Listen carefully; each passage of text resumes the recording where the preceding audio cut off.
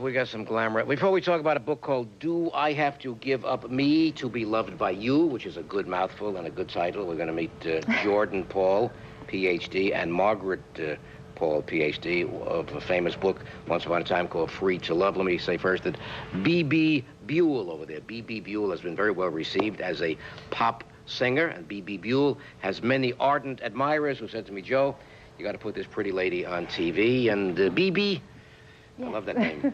But ever hear of an actress once named Bebe Daniels? Bebe Daniels, yes. I've heard of her. Were you named after Bebe Daniels? No. Actually, I was named Bebe because I was born on the French 4th of July, Bastille Day. And my father wasn't there, so all the nurses in the hospital just called me Baby Buell because my mother didn't want to give me a name until my father came along. He didn't see me till I was 3 weeks old. So it just stuck. And Bebe means baby in French. So that's how from now on, you'll be our baby. Oh, thank you. Every day. Make our screen look glamorous every day. Would you call your kind of music mainstream rock and roll? Oh, no, far from that. Right. I call it chill rock. You know, I just think I do exciting music. I don't know how to really classify it. I just think it's important that people feel good when they listen to music. It is high-energy rock and roll. Bebe, who are some of your musicians and some of your guidance people? And above all, I've been reading about them in We magazine. I don't know how you got hooked up. I got hooked up with such heavyweight A&R people. Well, I've been involved in music from a very early age. It's an addiction. Some people like drugs. I'm a vinyl junkie. A vinyl junkie. That's a good word. And I started, you know, my flirtation with music very young. And it was about 4 years ago that I decided that I didn't want it to be a flirtation anymore, that I wanted to execute it. And some friends of mine in a band called The Cars approached me, Rick Ocasek, to be specific. He approached me and asked me if I wanted to make a record. And I said, of course. I was ecstatic. So The Cars took me into the studio, and I did 2 tracks with them backing me. And I did also side 2 with another very well-known guitarist named Rick Derringer, who is now... He's big. And he's very, very good. And he's also now my producer. Boy. And I'm getting ready in about 10 days exactly to make a new record with him. So as a child, Bebe, in the 1960s or maybe the 1970s, your life, you would say, was influenced by music? I think totally. From the second I saw the Beatles on Ed Sullivan, and from the second I heard my first Rolling Stones record. So you were possibly infatuated by certain rock and roll entertainers? I guess, I think it went beyond infatuation. I think I was determined to know them and to be part of the persona and the aura. It fascinated me. I think when you're infatuated with something, you're more in awe of it and you're afraid to actually become it. My goal from age 12 on was to be with them. Name one, though, that really, as you say, went beyond infatuation. One lady maybe that inspired me, possibly? Right. Oh, I think Patti Smith, she, as a poet and as a woman who executed her feelings about music, not just in the musical aspect, but in her influences and inspirations. I think Debbie Harry opened a lot of doors for women.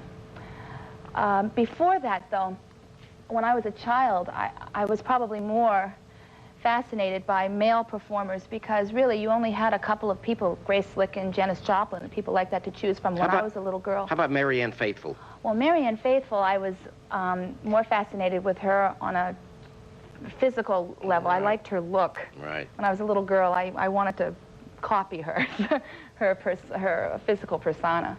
I was very, very fond of. I thought she was very pretty. But the men were more inspiring to you? Well, musically, yes. Because when you're little, when you listen to a record, or even when you're a teenager, or rock and roll at all, I feel that when you listen to the music, what inspires you to go buy the record or like the record is whatever personal connection you can derive from the music. Let me get my doctors involved with Bebe Buell in about a minute. I certainly want to tell the audience out there she has a lot of fans, and her name is Bebe Buell. And this, my friends, is the book by Doctors Jordan Paul and Margaret Paul, Do I Have to Give Up Me to Be Loved by You? And that's a good title. This could be the book of books. And that's where the ideas for this came from. Bebe Buell, our topic will seem to be marriage and intimacy and power struggles in relationships. Yes. You feel inspired? I've never been married. I'd like to read the book, but for me, I've always been fortunate enough to be with people that were basically in the same business that I was in. Most of my problems didn't stem so much from feeling restricted, but from possibly just not really understanding the importance of honesty within a relationship. That can sometimes cause problems, because I was very young when I had any kind of intimacy. The past 3 years of my life, I really haven't had many relationships because I'm too busy. I don't have time. When I tour, you love your music. When I tour, I just want to go to sleep after a show, and I'm not saying I'm a Mormon or a nun or anything. I do have dates, etc. But none of this and none of that, right?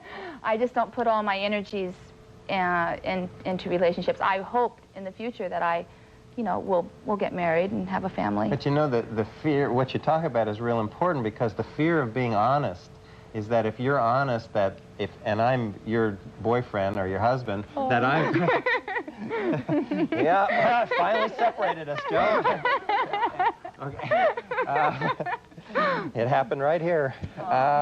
That if you're honest with me, that I'm not going to like that I'm going to be angry, I'm going to withdraw my love from you.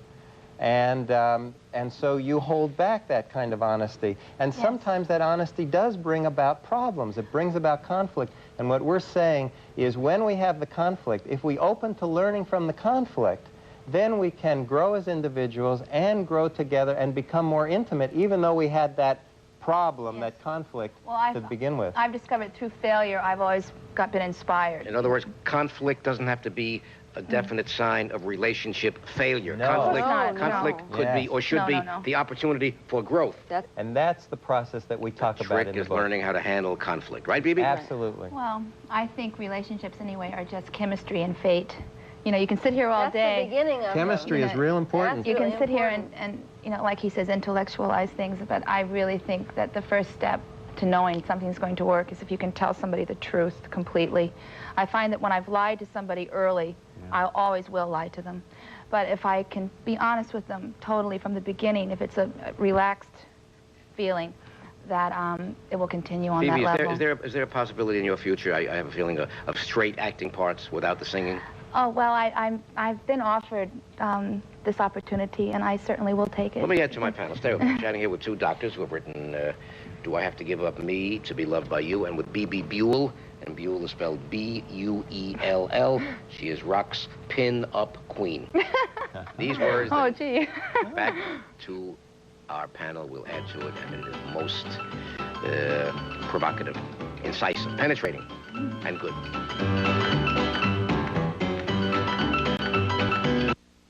Lady Martin paint is a quality paint created especially for women. It's delicately scented, comes in white, and 16 delicious decorator colors, like pineapple and champagne.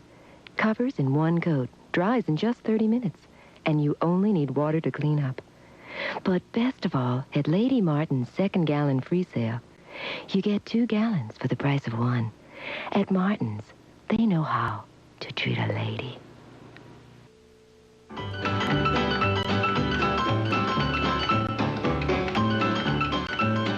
I want to mention that we are going to be chatting tomorrow with one of the most important ladies in all of Newark, Miss Villani, Councilwoman at Large Villani of Newark, New Jersey, and Mr. Victor Stoloff, who is a legend among movie makers. Tomorrow's show will again be a blockbuster.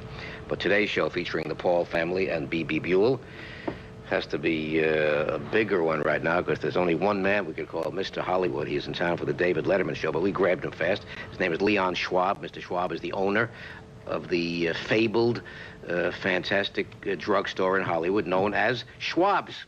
Can I shake your hand and say I've always wanted to meet you? Well, thank you very much. I want you to meet Mr. Paul. Is Hollywood your town, too? Yes, I grew up right around the corner from Schwab's, and I've always wanted to meet him also. And Bebe, what do you want to say about the man or the town? I love your banana split. And this is Mrs. Paul.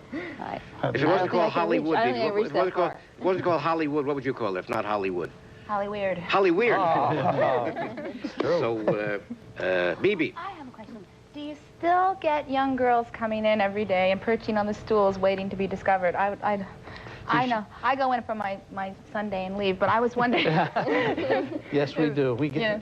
But what they'll do now is a girl come in and I know she has nothing, and she'll sit with, I mean, in money, and I know that she.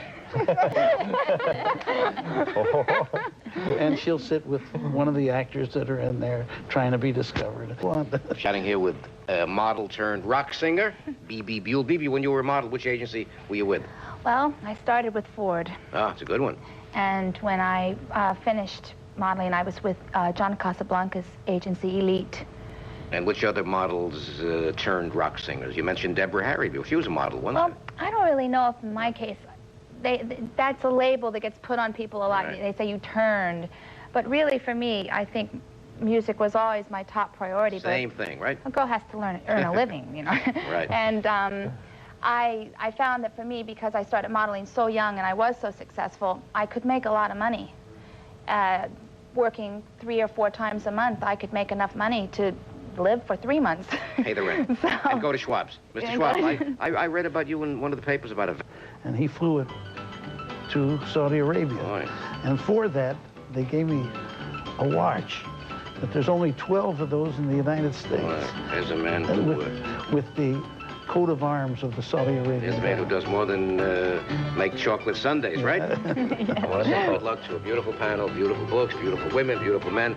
See you tomorrow, my friends, with a salute to Newark, New Jersey, and Victor Stoloff, who makes great movies.